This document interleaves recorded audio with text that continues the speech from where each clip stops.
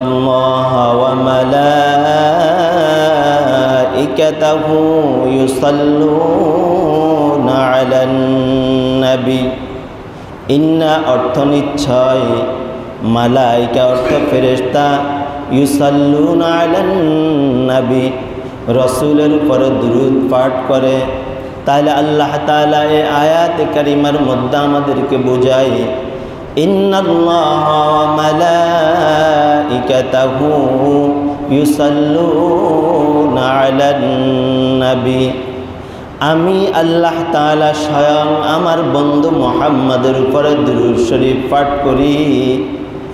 আর আমি ফেরেশতাদেরকে নির্দেশ দিয়েছি, হে ফেরেশতারা, তোমরাও আমার বন্ধু মুহাম্মদের উপরে দুরূদ শরীফ পাঠ করো। ইয়া আইয়ুহাল্লাযীনা আমানু, হে ঈমানদার, কাকে? আমাদেরকে বলতেছে, আমাদের ঈমান আছে, এই জন্য আল্লাহ আমাদেরকে ডাক দিয়া বলেন ইয়া আইয়ুহাল্লাযীনা আমানু, হে ঈমানদাররা, ইউসাল্লুনা আলান নবী, তোমরা রাসূলের উপরে দুরূদ শরীফ পাঠ করো। বলেন সুবহানাল্লাহ। তাহলে রাসূলের উপরে দুরূদ শরীফ পড়ার জন্য আল্লাহ তাআলা বলেন আমি নিজে রাসূলের উপরে দুরূদ পড়ি, ফেরেশতাদেরকে নির্দেশ দিয়েছি রাসূলের উপরে দুরূদ পাঠ করার জন্য। হে মুমিন, হে ঈমানদাররা, তোমরাও কি করো? রাসূলের উপরে দুরূদ শরীফ পাঠ করো। আর কোনো বড় দলিলের দরকার আসেনি? যেখানে আল্লাহ নিজেই রাসূলের উপরে দুরূদ পড়ে ফেরেশতাদেরকে পড়ার জন্য নির্দেশ দিয়েছে, তারপরে যায় আমাদেরকে পড়ার জন্য নির্দেশ করেছেন। মুফাসসিরিনে কেরাম বলেন আল্লাহ রাসূলের উপরে কীভাবে দুরূদ পড়ে, দুরূদ শরীফ পড়ে, ওই কথা আমরা একটু জানি। মুফাসসিরিনে কেরাম বলেন আল্লাহ তাআলা রাসূলের উপরে দুরূদ শরীফ পড়ে, এটার অর্থ কি? আল্লাহ তাআলা রাসূলের জন্য রহমতের দোয়া করে, মাগফিরাতের দোয়া করে, এটাই রাসূলের জন্য দুরূদ শরীফ, এটাই রাসূলের জন্য দুরূদ পড়া। আল্লাহ কিন্তু দুনিয়ার মধ্যে যত নবী রাসূল পাঠাইছেন কারো উপরে এইভাবে দুরূদ শরীফ পড়ে নাই, কারোর সাথে এইভাবে দেখা সাক্ষাৎ করে নাই, একমাত্র আমার আর আপনার নবী মুহাম্মদুর রাসূলুল্লাহ সাল্লাল্লাহু আলাইহি ওয়াসাল্লামের উপরে তিনি দুরূদ শরীফ আদায় করে। এবার ফেরেশতাদেরকে আল্লাহ তাআলা নির্দেশ দিয়েছেন, হে ফেরেশতারা, তোমরা তোমাদের মুখ দিয়া তোমরাও আমার বন্ধু আমার হাবিব মুহাম্মাদের শানে তোমরা রহমতের দোয়া করো, মাগফিরাতের দোয়া করো, নাজাতের দোয়া করো, এটাই তোমাদের জন্য দুরূদ শরীফ। আমাদের দুরূদ শরীফ কি একটু শুনেন? আমাদের দুরূদ শরীফ হলো আল্লাহুম্মা সাল্লি আলা মুহাম্মাদ ওয়া আলা আলি মুহাম্মাদ কামা সাল্লাইতা আলা ইব্রাহিম ওয়া আলা আলি ইব্রাহিম ইন্নাকা হামিদুম মাজিদ। এমনি শুধু দুরূদ শরীফ শুনলেন, অর্থ না জানলে তো একটু ভালো লাগে না, ঠিক আছে না? এবার একটু আমরা অর্থ ধরি। আল্লাহুম্মা সাল্লি আলা মুহাম্মাদ, হে আল্লাহ তুমি রহমত বর্ষণ করো মুহাম্মদুর রাসূলুল্লাহ সাল্লাল্লাহু আলাইহি ওয়াসাল্লামের প্রতি, ওয়া আলা আলি মুহাম্মাদ, এবং মুহাম্মাদের পরিবার পরিজনের প্রতি, কামা সাল্লাইতা আলা ইব্রাহিম, যেভাবে আপনি রহমত বর্ষণ করেছেন ইব্রাহিমের প্রতি, ওয়া আলা আলি ইব্রাহিম, এবং ইব্রাহিমের পরিবার পরিজনের উপরের প্রতি। কথা বুঝছেন? প্রথম অর্ধেক যে অংশ আছে এটা অর্থ আমরা পেয়েছি। আল্লাহ তাআলা বলেন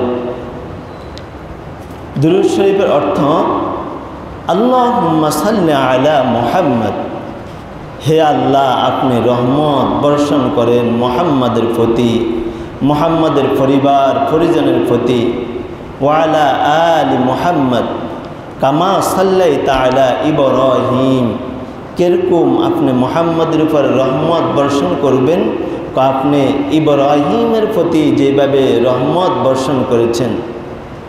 ওয়ালা আলি ইব্রাহিম, এবং ইব্রাহিমের পরিবার পরিজনের উপরে আপনি যেইভাবে রহমত বর্ষণ করেছেন। প্রথম অংশের আমরা কি পাইলাম? অর্থ পাইলাম। দ্বিতীয় অংশ আসেন, আল্লাহুম্মা বারিক আলা মুহাম্মদ ওয়া আলা আলি মুহাম্মদ। আল্লাহুম্মা, হে আল্লাহ, তুমি রহমত নাজিল করো মুহাম্মাদের প্রতি এবং মুহাম্মাদের পরিবার পরিজনের প্রতি। কিরকম আপনার রহমত নাজিল করবেন, কিরকম আপনার রহমত বরকত নাজিল করবেন মুহাম্মাদের প্রতি। ওয়া আলা আলি ইব্রাহিম, যেভাবে আপনি রহমত নাজিল করেছেন ইব্রাহিমের প্রতি, ইব্রাহিমের পরিবার পরিজনের প্রতি।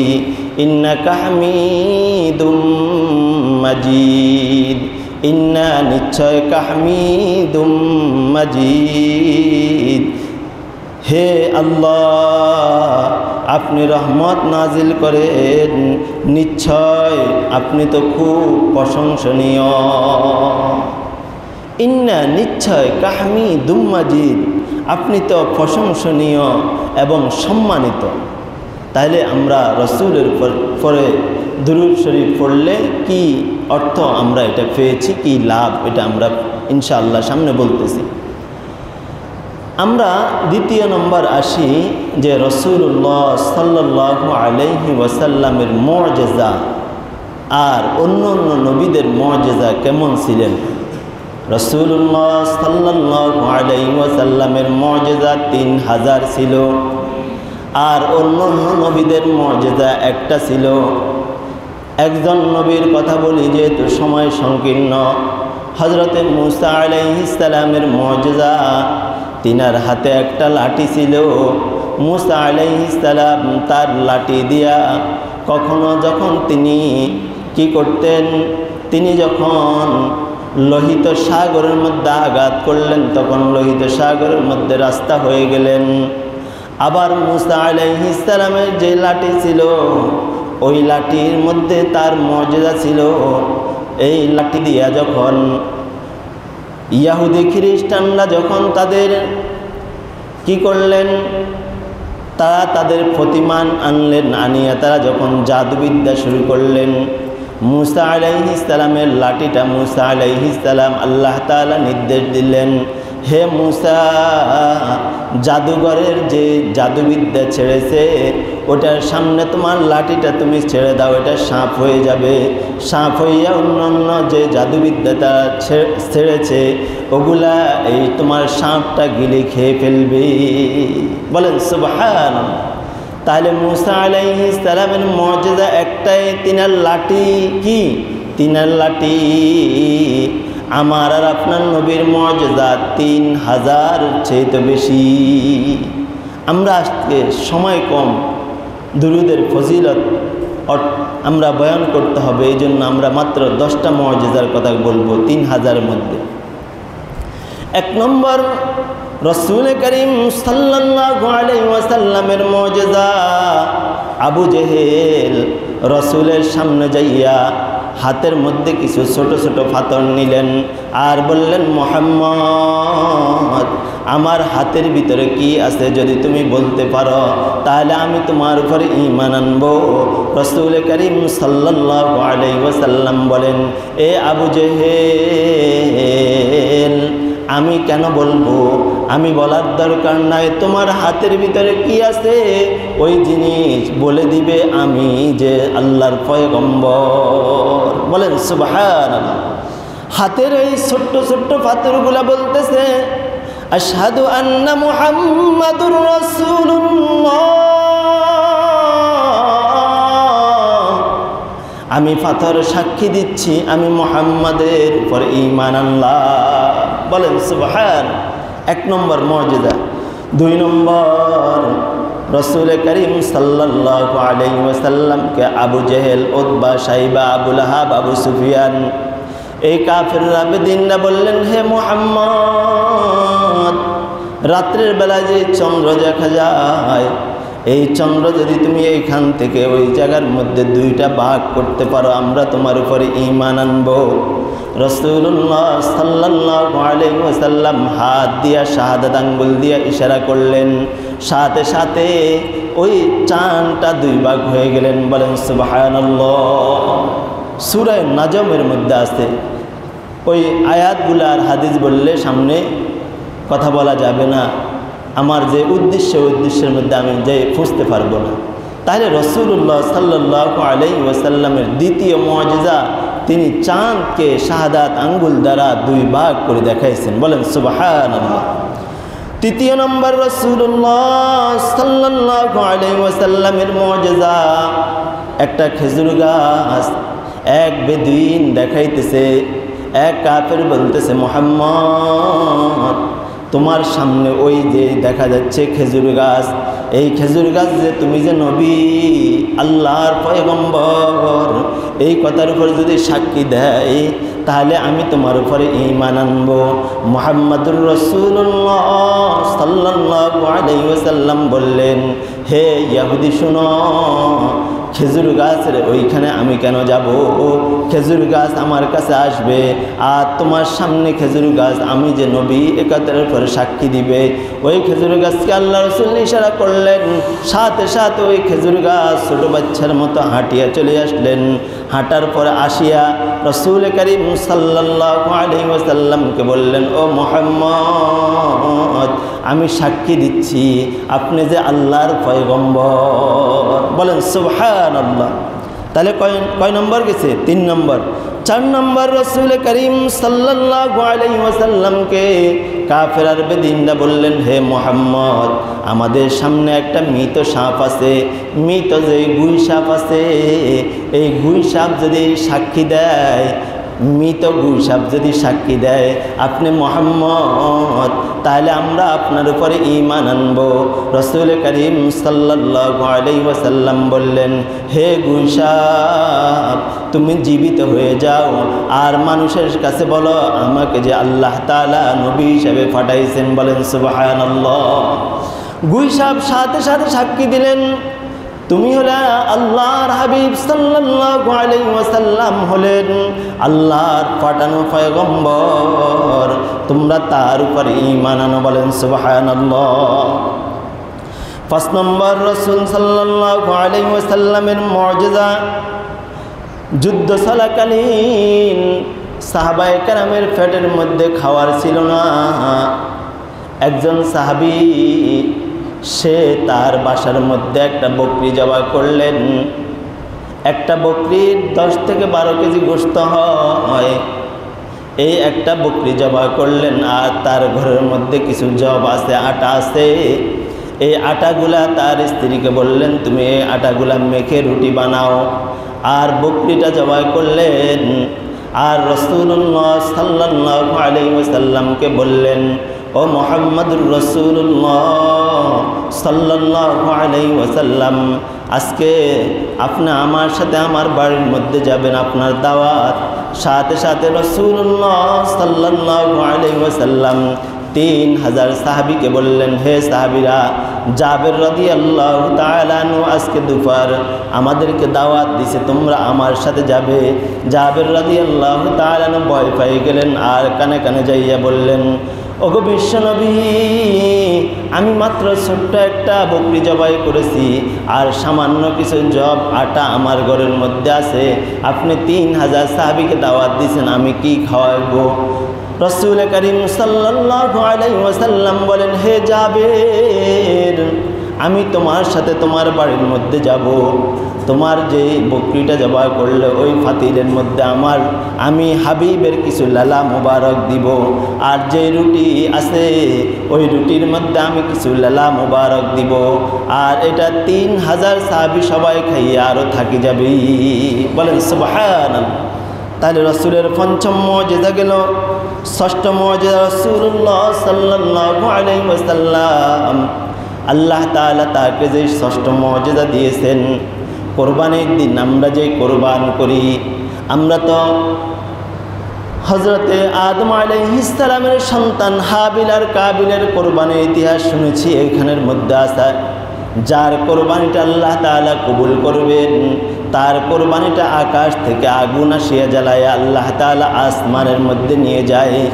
কিন্তু আল্লাহ তাআলা মুহাম্মদুর রাসূলুল্লাহ সাল্লাল্লাহু আলাইহি ওয়াসাল্লামকে বলে, ও মুহাম্মদ, তোমাদের কোরবানির গোশত আমি জ্বালায়া নিব না। ও মুহাম্মদ, তোমাদের কোরবানির গোশত তোমরা সুন্দর করে খাও, এটা তোমাদের জন্য হালাল। বলেন সুবহানাল্লাহ।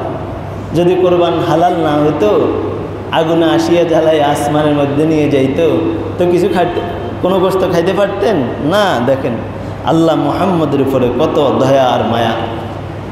রাসূল করিম সাল্লাল্লাহু আলাইহি ওয়াসাল্লামের 7 নম্বর মুজিজা, রাসূল করিম সাল্লাল্লাহু আলাইহি ওয়াসাল্লামকে আল্লাহ তাআলা দুনিয়ার মধ্যে পাঠাইছেন।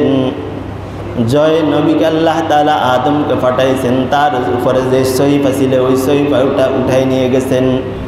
এইভাবে মুহাম্মদ ছাড়া যত নবী দুনিয়ার মধ্যে আসছে, আল্লাহ তাআলা যাকে যখন পাঠাইছে ওই নবী চলে গেলেন, তার কিতাব চলে গেলেন, তার সহিফা চলে গেলেন, তার দ্বীন শরীয়ত সব কিছু বাদ। কিন্তু আমার আপনার নবী, নবী মুহাম্মদুর রাসূলুল্লাহ সাল্লাল্লাহু আলাইহি ওয়াসাল্লামকে আল্লাহ তাআলা এমন একটা কিতাব দিয়েছেন। কি দিয়েছেন? এমন একটা কিতাব দিয়েছেন যে নবী যাওয়ার পরে এই কিতাব বাদ হয় না। যে নবী যাওয়ার পরে আজ পর্যন্ত কোনো মানুষ এই কোরআনের ভুল বের করতে পারে নাই। আল্লাহ তাআলা বলেন, আম ইয়াকুলুনা ইফতারা কুল ফাতু বিসূরা, হে কাফের আর বেদিনরা, তোমরা ডাকি আনো আল্লাহ ছাড়া আর কোনো মানুষ এই কোরআনের মধ্যে যেই সূরা আছে কোনো সূরা তারা বানায় দেখাইতে পারবে না, কোরআনের ভুল বের করতে পারবে না। প্রত্যেকটা বই লেখার পরে লেখক পিছনে লিখে দেয় শেষ পৃষ্ঠার মধ্যে, আমার কোনো যদি ভুল থাকে তো আমাকে হোয়াটসঅ্যাপের মধ্যে জানাবেন, আমাকে জিমেলের মধ্যে জানাবেন, আমাকে ফোন করে জানাবেন, তো আমি এটাকে পরবর্তী সংশোধন করে নিব। কিন্তু আল্লাহ এই কথা বলছে না। আল্লাহ বলে এই কিতাবের মধ্যে, যালিকাল কিতাবু লা রাইবা ফীহি হুদাল লিল মুত্তাকিন, এটা এমন এক কিতাব যার মধ্যে বিন্দু মাত্র কোনো সন্দেহ নাই। বলেন সুবহানাল্লাহ। তাহলে রাসূলুল্লাহ সাল্লাল্লাহু আলাইহি ওয়াসাল্লামের 7 নম্বর মুজিজা হলো কোরআন। রাসূল চলে গেলেন কিন্তু তার কোরআনটা বাদ হয় না। 8 নম্বর, আল্লাহ তাআলা যুগে যুগে যত নবী রাসূলুল্লাহ যুগে যুগে আসছেন, যত মানুষ আসছেন, মুহাম্মদ আসার আগ পর্যন্ত সবার জন্য ইবাদতখানা মসজিদ বানাইয়া ইবাদত করতে বলেছেন। বাকি অন্য কোথাও ইবাদত করতে পারবে না। কিন্তু মুহাম্মদকে আল্লাহ এত বেশি ভালোবাসতেন, তাকে এত বেশি মহাব্বত করছেন, এত বেশি মুজিজা দিয়েছেন। মুহাম্মদকে আল্লাহ বলেন, হে মুহাম্মদ, পুরা জমিনটা আপনার জন্য মসজিদ বানায় দিলাম। যেখানে মন চায় মুহাম্মদ ওইখানে সেজদা করেন। আপনার উম্মতদেরকে যে জানায় দেন রোয়ে জমিন মসজিদ আস, তারা জমিনের যে কোনো জায়গার মধ্যে যাইয়া সেজদা করবে, আমি আল্লাহ তার সেজদাটা কবুল করব। বলেন সুবহানাল্লাহ। আগে এটা ছিল না। 9 নম্বর, রাসূল করিম সাল্লাল্লাহু আলাইহি ওয়াসাল্লাম মানুষ হইয়া একটা হরিণের সাথে কথা বলেছেন। একটা হরিণকে একজন ইহুদি জঙ্গল থেকে তাকে কি করলেন, জঙ্গল থেকে তাকে শিকার করিয়া নিয়ে আসলেন, তার বাড়ির সামনে বেঁধে রাখলেন। আর ওই হরিণের চোখ দিয়া অশ্রু যাচ্ছে, পানি যাচ্ছে। এবার রাসূল করিম সাল্লাল্লাহু আলাইহি ওয়াসাল্লাম ওই রাস্তা দিয়ে যাচ্ছে। যাওয়ার সময় ওই হরিণকে প্রশ্ন করে, কিরে ব্যাপারটা কি, তুমি কেন কান্নাকাটি করো? বললেন, ইয়া রাসূলুল্লাহ, আমি আমার ছোট ছোট কিছু বাচ্চাদেরকে জঙ্গলে রাখিয়া চলে আসলাম, আর এই বেদিন আমাকে ধরে নিয়ে আসলো। রাসূল করিম সাল্লাল্লাহু আলাইহি ওয়াসাল্লাম বলেন, ঠিক আছে, আমি তোমার গলা থেকে তোমার রশিটা ছেড়ে দিলাম, তুমি তোমার বাচ্চাগুলোকে দুধ খাওয়ায় আবার এই জায়গার মধ্যে চলে আসিও। আমি মুহাম্মদ ওই সময় পর্যন্ত, তুমি আসা পর্যন্ত অপেক্ষা করব।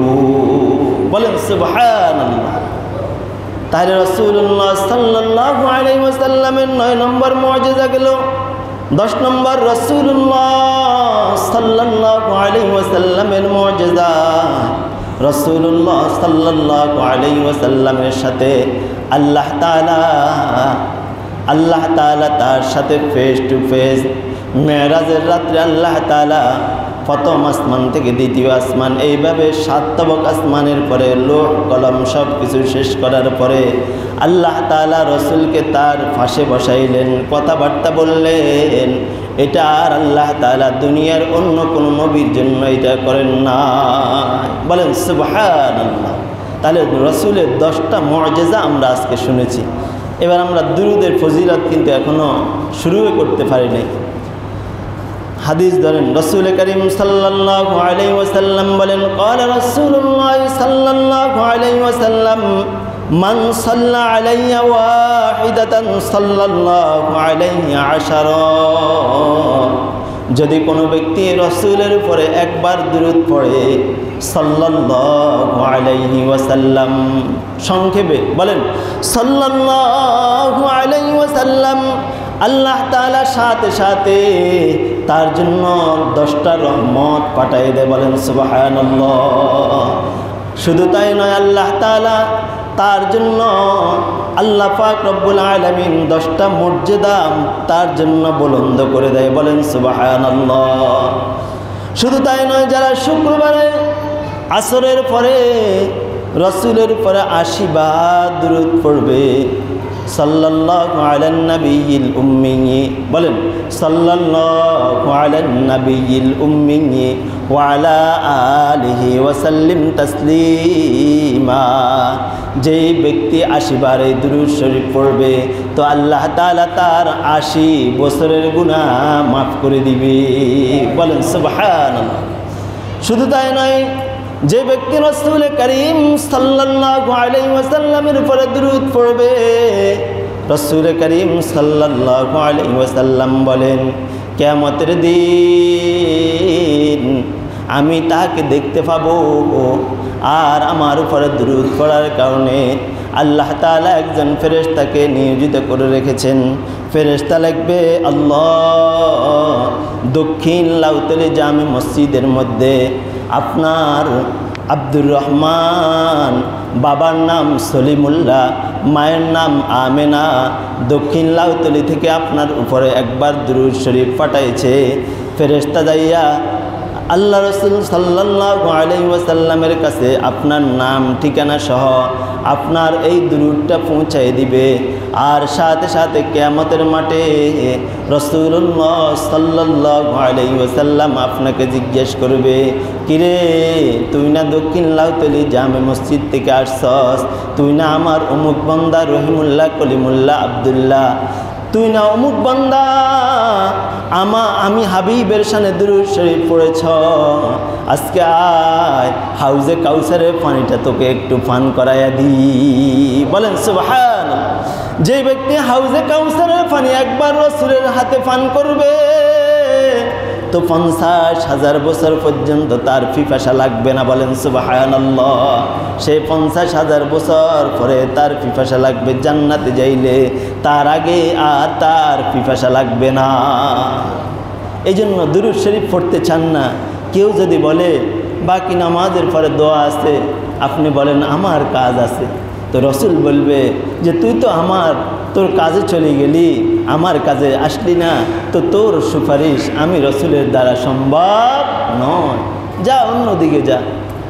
এই জন্য যখন সময় পাইবেন তখন রাসূলের উপরে দুরূদ শরীফ পাঠ করবেন ইনশাআল্লাহ। রাসূল করিম সাল্লাল্লাহু আলাইহি ওয়াসাল্লামের উপরে দুরূদ শরীফ পড়লে লাভ কি হয়? দ্বিতীয় নম্বর হাদিস, قال رسول الله صلى الله عليه وسلم إني لقيت জিবরাইল। রাসূল বলেন একদিন জিবরাইল আমার কাছে আসি আমাকে বলতেছে ফাবাশশারনি ফাকালা قال رسول الله صلى الله عليه وسلم قال الله تعالى من صلى عليك صليت عليه ومن سلم عليكم। হে আল্লাহর হাবিব, যে ব্যক্তি আপনার উপরে একবার দুরূদ শরীফ পাঠ করলো, দুরূদ শরীফ পাঠ করার কারণে আল্লাহ পাক রব্বুল আলামিন আপনার ওই বান্দা বান্দির উপরে রহমত বর্ষণ নাজিল করে এবং তার উপরে আল্লাহ তাআলা সালাম পরিবেশন করে, সালাম পাঠায়। ও রাসূল, শুধু তাই নয়, যে ব্যক্তি আপনার কোনো বান্দাবান্দি যদি আল্লাহর কোনো বান্দাবান্দি আর আপনার কোনো উম্মত যদি আপনার উপরে দুরূদ শরীফ পাঠ করে, তো আল্লাহ তাআলা আপনার কাছে রহমত পাঠায় আর তাকে সালাম জানায়, কিরে তুই না দক্ষিণ লাউতলি জামে মসজিদ থেকে আমার হাবিবের শানে দুরূদ শরীফ পাঠ করেছ? হে ফেরেশতারা, তাকে যাইয়া সালাম দিয়া আমার পক্ষ থেকে। কার পক্ষ থেকে? আল্লাহর পক্ষ থেকে। আল্লাহর পক্ষ থেকে আপনার কাছে সালাম পাঠায়, যা দক্ষিণ লাউতলি যা, আমার অমুক বান্দা বান্দি আমার হাবিবের শানে দুরূদ শরীফ পাঠ করেছে, তার দুরূদ শরীফ পাঠ করার কারণে আল্লাহ তাআলা আপনাকে সালাম আল্লাহর পক্ষ থেকে পাঠিয়ে দেয়। বলেন সুবহানাল্লাহ। একজন সাহাবী, সে প্রত্যেক দিন 300 বার করে দুরূদ শরীফ পাঠ করতেন, সাল্লাল্লাহু আলান নবিয়্যিল উম্মি সাল্লাল্লাহু আলাইহি ওয়াসাল্লাম। সংক্ষেপে সাল্লাল্লাহু আলাইহি ওয়াসাল্লাম, সাল্লাল্লাহু আলাইহি ওয়াসাল্লাম। অল্প সময় আপনি যদি পুরা দুরূদ শরীফ না পড়তে সময় বেশি লাগে। দেখেন, নামাজ কি ফরজ না? নামাজ কি ফরজ? বড় দলিল দি, নামাজ কি ফরজ। তো দুরূদ শরীফ আল্লাহ তাআলা এই ফরজের ভিতরে ঢুকিয়ে দিয়েছেন। কিভাবে? তাশাহুদের পরে দুরূদ শরীফ পড়া লাগে না? ওরে বলে না, তাশাহুদের পরে দুরূদ শরীফ পড়া লাগে না? হ্যাঁ, তাশাহুদের পরে দুরূদ শরীফ পড়া লাগে। এই জন্য আল্লাহ তাআলা সুন্নত হোক, বিতির হোক, ওয়াজিব হোক, নফল হোক, যাই হোক না কেন, দুরূদ শরীফ আমাকে আর আপনাকে নামাজের ভিতরে পড়তেই হবে। এই জন্য আমরা সব সময় এই মাসের মধ্যে রাসূলুল্লাহ সাল্লাল্লাহু আলাইহি ওয়াসাল্লাম দুনিয়ার জমিনের মধ্যে আসছে, আমাদের জন্য কি নিয়ে আসছে? আমরা শুধু 12 রবিউল আউয়াল পালন করলাম, এটা কি আমরা রসুলের শানে এটা করলে হবে না? আমরা রসুলের সাল্লাল্লাহু আলাইহি ওয়াসাল্লাম আল্লাহর তাআলার পক্ষ থেকে যত জিনিস আমাদের জন্য নিয়ে আসছে, আমরা সব জিনিস মানতে হবে ইনশাআল্লাহ। রাসূল করিম সাল্লাল্লাহু আলাইহি ওয়াসাল্লাম 3 নম্বর হাদিসের মধ্যে বলেন, ইন্না আওলান নাস বিআকসারুহুম আলাইয়া সালাতান। কিয়ামতের দিন আল্লাহ তাআলা আমার কাছে সমস্ত দুনিয়ার যত মানুষ আছে সবাইকে পাঠাইবে। আমি হাবিব তার জন্য সাফায়াত করব, যে আমাকে ভালোবাসছে, যে আমার প্রতি দুরূদ শরীফ পড়ছে। যে আমরা শুধু মনে করি যে এখন দুরূদ শরীফ নামাজের পরে দোয়া আছে তখন পড়ব না, আমরা যখন আজান হবে, আজানের পরে দুরূদ শরীফ পড়া দরকার। আমরা যখন মসজিদের মধ্যে প্রবেশ করব, তখনও আমরা মসজিদে ঢোকার আগে যে দোয়া আছে, আল্লাহুম্মা আফতাহলি আবওয়াবা রাহমাতিক, আবার বের হওয়ার যে দোয়া আছে, তার আগে আমরা এবং ঢোকার আগে আমরা দুরূদ শরীফ পড়ব ইনশাআল্লাহ।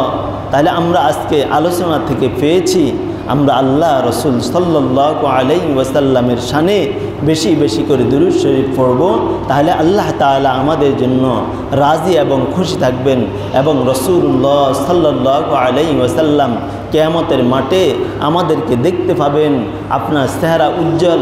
রসুল বলবে এই তো আমার শানে দুরূদ শরীফ পড়ছে, যা একে আগে আগে জান্নাতের মধ্যে নিয়ে যা। বলেন সুবহানাল্লাহ।